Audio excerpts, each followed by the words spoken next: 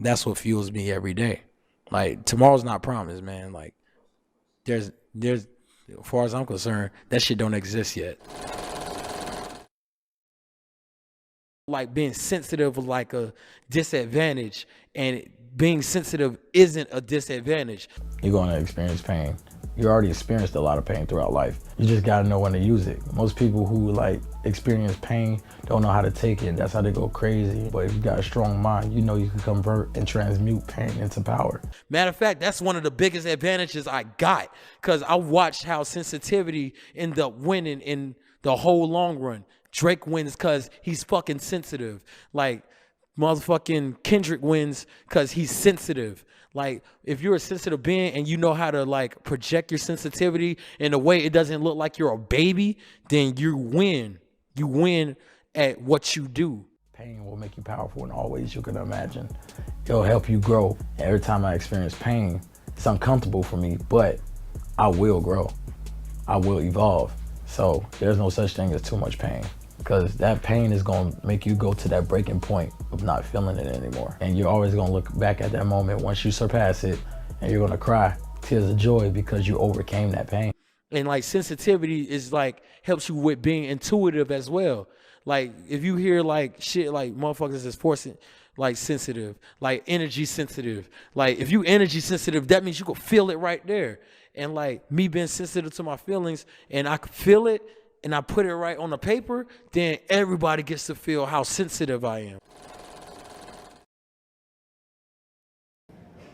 I can say anything, right? Don't let these fuck boys dictate your future. Be yourself at all times. What's your message for our generation? The message for our generation is, man, you talk about our generation? Yes, our generation. Just be you, man. That's always gonna be my message. Just be you. I'm an advocate for being you, like, regardless of what it is, and accept yourself. You know, a lot of y'all don't accept yourself because another person don't accept you. You feel me?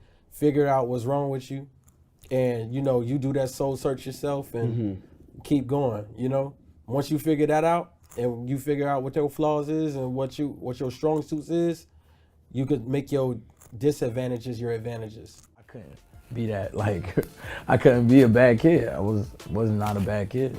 I was the dork, you feel me? I was the dork. I'm speaking to all the kids out there, like, nigga, you can do whatever the fuck you want to do, because nobody ain't gonna tell me shit nowadays. The same people who was calling me a dork is the same people listening to me now.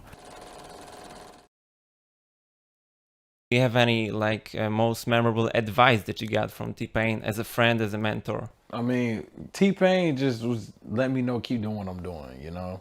Like, just keep, I think the most valuable advice that T-Pain ever gave everybody, was do something else.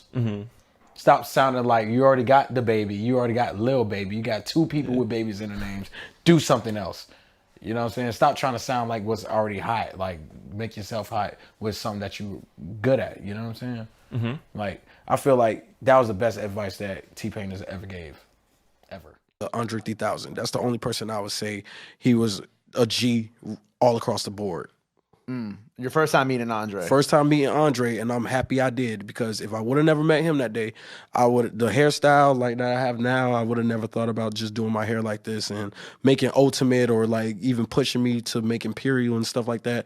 And all the albums that came after, I would have never thought of making those albums, even Melt, if it wasn't for the advice I got from him that day in 2014. He was the one who like really put it in perspective for me to never be bored. You know what I'm saying? Boredom is a killer. You know what I'm saying? It kills you.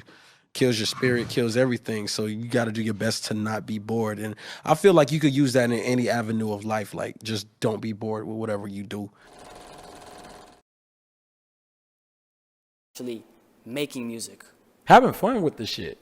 Experiment like a motherfucker. Seeing what works. If I have a room, if people like, yeah, then it's a go. If people like, it's not a go.